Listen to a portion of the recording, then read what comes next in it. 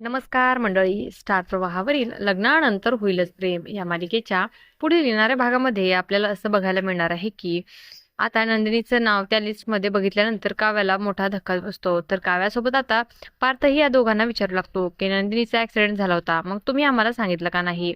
तर हे काव्याच्या मनाला खूपच लागलेलं असतं की माझी सख्खी बहीण असून तू माझ्यापासून एवढं मोठं सत्य लपवलंस. तुला काय वाटलं तुझी बहीण एवढी कमकुवत आहे का की तुझं सत्य ऐकून घेऊ शकत नाही?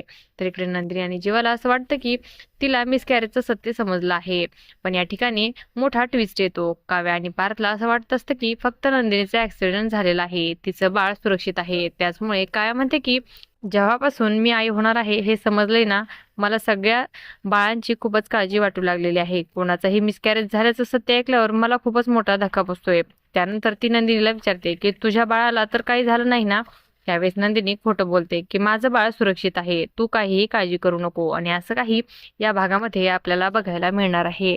अशाच मालिकांच्या नवनवीन अपडेट्स पाहण्यासाठी आपल्या चॅनलला सबस्क्राईब करा आणि व्हिडिओ आवडला असेल तर लाईक आणि शेअर करायला विसरू नका. धन्यवाद.